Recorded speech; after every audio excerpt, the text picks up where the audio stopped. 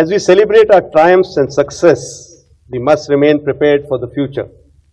Our planning must be innovative, practical, and adaptive. Our training must be based on the principle of train like we fight. Hence, it should continue to be honest, rigorous, and relevant to the emerging challenges. We must recognize that victory comes with effective teamwork. We have to leverage our collective strength, foster synergy, and promote interoperability, not only within the Indian Air Force, but also with other defense services and organizations, so as to achieve the national goals. During Operation Sindhu, IAF sprang into action to evacuate Indian citizens from conflict-ridden zones, and furthermore, IAF responded to international crises in other countries, airlifting relief materials and personnel, for example, to Myanmar, Laos, Vietnam, and Kenya. The compassion, speed, and reliability with which Indian Air Force delivered hope, often under hazardous conditions, embodies the highest ideals of service before self. Sir जय हिंद, group captain UK Devnath sir, जय हिंद, बहुत बहुत शुक्रिया समय देने के लिए। Thank you sir. जय हिंद राजेश। Thank you sir. सबसे पहले तो आपको एयरफोर्स डे की बहुत बहुत शुभकामनाएं सर, बहुत बहुत मुबारकबाद, और तमाम हमारे एयरफोर्स के जो वॉरियर हैं उनको भी बहुत बहुत मुबारकबाद डिफेंस डिस्कशन चैनल की तरफ से। और थैंक यू सर, आपने समय दिया, थैंक यू इसके लिए। हाँ राजेश, आज का बहुत ही शुभ दिन है जी। मैं बस क्योंकि एयरफोर्स डे है आज, तो मुझे लगा कि मैं आज आपसे समझने की कोशिश करूं कि क्यों एयरफोर्स डे आज के दिन ही मनाया जाता है 8 अक्टूबर को। ऐसा क्या है 8 अक्टूबर के दिन जिसके लिए हमने चुना कि ये हमारा डे जो है एयरफोर्स डे होगा, ये मैं आज आपसे समझना चाहूंगा सर। हाँ राजेश, आज के दिन यानी 8 अक्टूबर के दिन, आज से 93 साल पहले 1932 में एयरफोर्स का गठन हुआ था। ओके। उसके पहले इंडियन एयरफोर्स जो थी वो एज एन इंडिपेंडेंट ऑर्गेनाइजेशन नहीं थी। वो इंडिया में जो रॉयल इंडियन आर्मी थी उसी का एक छोटा सा हिस्सा था। यानी Indian air force royal Indian army का ही समझो एक ब्रिगेड समझ लो या डिवीजन समझ लो थी। ओके जी जी। लेकिन क्योंकि 93 साल हो चुके हैं, लंबा वक्त इंडियन एयरफोर्स ने गुजारा है। 1965 वॉर में अहम हिस्सा, 1948 में बहुत अहम रोल अदा किया है ट्रुप्स को मोबिलाइज करने में, 71 में कारगिल वॉर में हमने अहम। लेकिन आज एयरफोर्स के सामने ग्रुप कैप्टन यूके देवनाथ क्या चैलेंज देख रहे हैं? 93 साल बाद अपनी एयरफोर्स को कहां आप देख रहे हैं, और आने वाले वक्त में इन फ्यूचर क्या चैलेंज इंडियन एयरफोर्स के सामने सर? राजेश, मैं दर्शकों को बता दूं कि इंडियन एयरफोर्स के सामने भारत सरकार ने 3 कर्तव्य रखे हैं। एक तो हमारा काम ही है कि हम भारत के आसमान को दुश्मन के हवाई जहाज से बचाएं। ओके। चाहे पाकिस्तान से कोई दुश्मन का जहाज आ जाए या चीन की तरफ से कोई दुश्मन का जहाज आ जाए या किसी भी देश से। दूसरा ये है कि भारत सरकार ने हमें ये जिम्मेवारी दी है कि हम युद्ध के समय इंडियन आर्मी को और इंडियन नेवी को सपोर्ट करें। और तीसरा है कि इंडियन एयरफोर्स हमेशा पीस टाइम में जो भारत की एडमिनिस्ट्रेशन है, कोई भी कैलामिटी होती है, दुर्घटना होती है, तो हम वहां स्टेट एडमिनिस्ट्रेशन को मदद करें। ये तीनों ही चैलेंजेस बहुत रियल चैलेंज हैं। आज की तारीख में इंडियन एयरफोर्स के पास एक से एक बेहतरीन फाइटर विमान है, ट्रांसपोर्ट विमान है, हेलीकॉप्टर्स हैं। हमारे पास दुनिया के बेहतरीन जमीन से हवा पे मार करने वाले एयर डिफेंस मिसाइल सिस्टम्स हैं।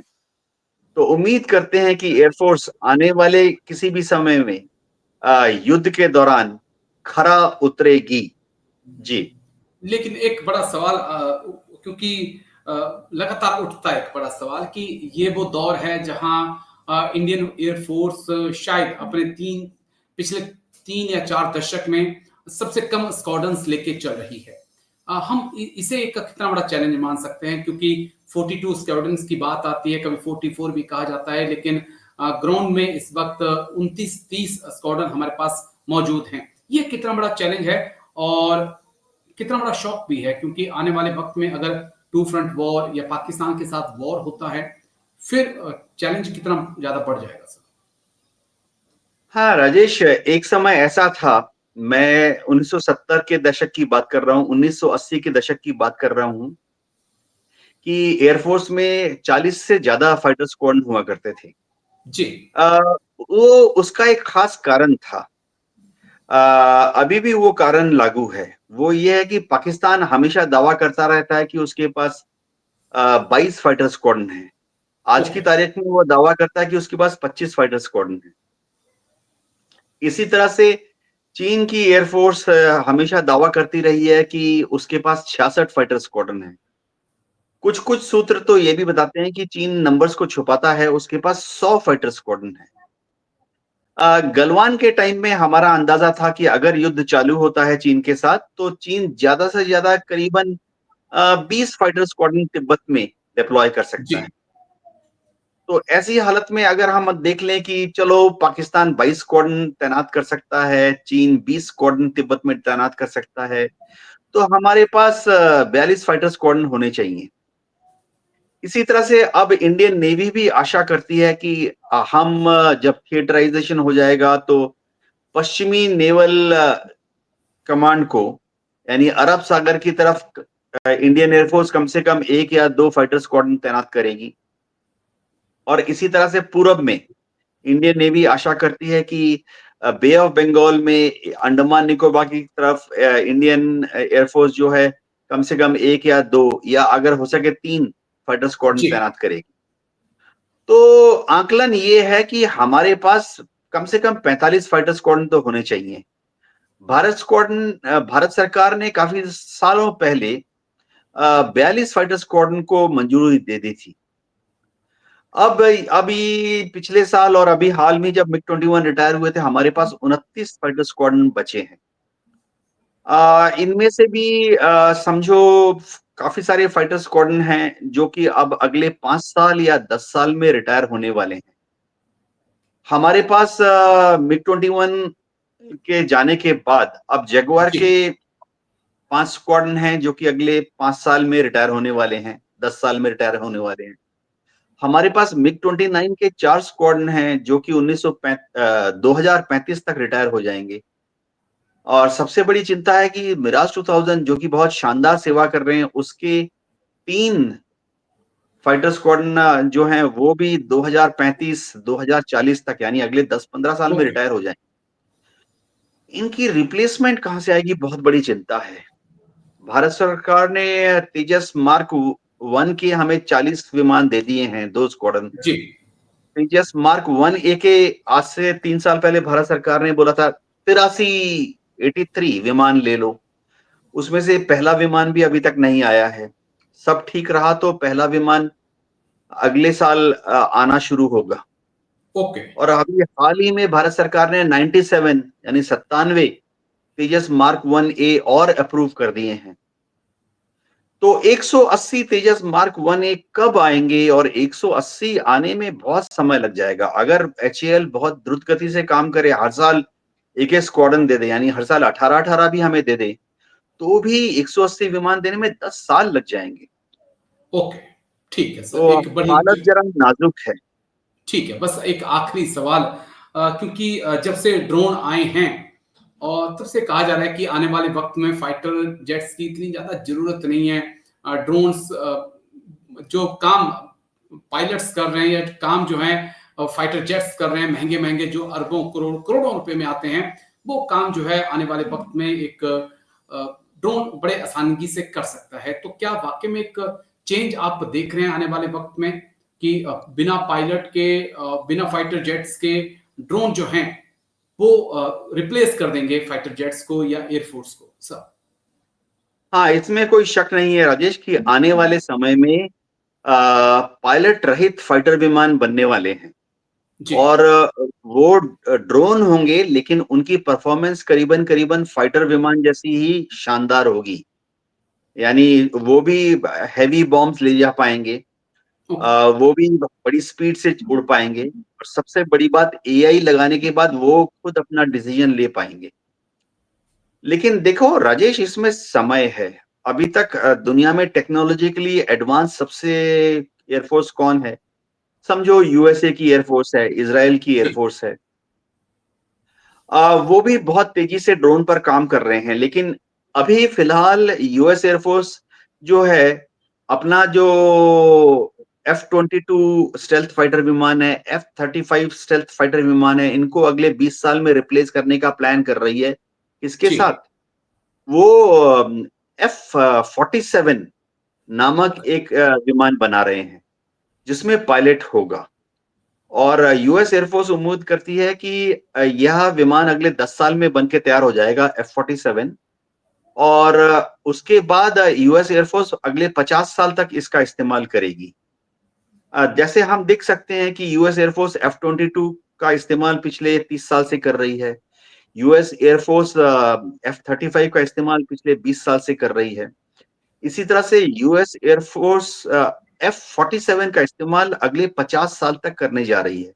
Okay sir. लेकिन जैसा हम जानते हैं कि इजराइल और अमेरिका और दुनिया के दूसरे देश, चीन भी बड़ी तादाद में फाइटर ड्रोन्स बना रहा है, और अगले कुछ सालों में फाइटर ड्रोन्स बेहतरीन काम करना शुरू कर देंगे, जिसमें पायलट नहीं होगा। तो इंडियन एयरफोर्स भी उस तरफ सोच रही है। डीआरडीओ को प्रोजेक्ट दे दिए गए हैं। डीआरडीओ ने इस तरह के ड्रोन बनाने का वादा किया है, ओके, जो कि हमेशा फाइटर के लिए। विमान की तरफ से स्पीड ज्यादा होगी, 900 किलोमीटर, 1000 किलोमीटर, जो कि फाइटर विमान की तरह से बड़े बड़े बॉम्ब, यानी 250 किलो के बॉम्ब, 500 किलो के बॉम्ब, 1000 किलो के बॉम्ब ले जा सकेगा। और सबसे बड़ी बात है, उनकी रेंज जो होगी वो भी फाइटर विमान की तरह से 1000 किलोमीटर, 2000 किलोमीटर होगी। ठीक है। समय लगेगा, लेकिन ऐसा होगा, जरूर होगा। चलिए, ज़रूर होगा, समय लगेगा, लेकिन ज़रूरी भी है। बस 1 मिनट में एक आखिरी सवाल जो मैं आपसे समझना चाहूँगा, क्योंकि आज मौका है।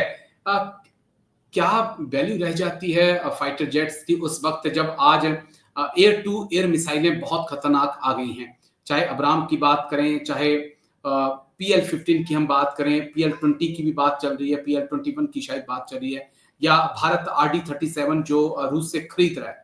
तो क्योंकि जब से एयर टू एयर मिसाइलें आई हैं, अब ये माना जा रहा है कि फाइटर जेट भी ज्यादा कामयाब नहीं हो सकते इनके आगे। कैसे आप देख रहे हैं? छोटा सा जवाब हाँ, चाहिए मुझे इसका। राजेश, इसमें कोई शक नहीं है, जब से long range air to air missile आए हैं जी। और long range surface to air मिसाइलें आए हैं, फाइटर विमानों को बहुत ज्यादा खतरा बढ़ गया है। तो काट निकाली जा रही है इसमें, कुछ हद तक सफलता भी मिली है, जिसमें इन मिसाइलों को या उनके रेडार को जैम किया जाता है, या अब जोर दिया जा रहा है कि विमान ही ऐसा बना लो स्टेल्थ टाइप, जो कि दुश्मन के रेडार पर और दुश्मन के फायर कंट्रोल रेडार पर नजर नहीं आएगा। तो एयर टू एयर मिसाइल की भी इफेक्टिवनेस जो है थोड़ी सी कम हो जाती है। लेकिन इसमें कोई शक नहीं है कि भविष्य के युद्ध में एयर टू एयर मिसाइल या सरफेस टू एयर मिसाइल बड़ी तादाद में फाइटर विमान को मार गिराने में कामयाब हो जाएंगे। जी। चलिए, ये एक नया चैलेंज आ गया, लेकिन वही है कि हर दिन हम सीखते हैं, गलतियां करते हैं, सीखते हैं, और अगर कोई अ, तकनीक नहीं आती है तो उसके खिलाफ भी कुछ ना कुछ नया बन ही जाता है। लेकिन शुक्रिया, बहुत बहुत शुक्रिया group captain UK Devnath sir. जाते जाते एक बार फिर से एयरफोर्स डे की बहुत बहुत बधाइयां सर। Thank you. जय हिंद सर। Thank you. जय हिंद राजेश। Thank you sir.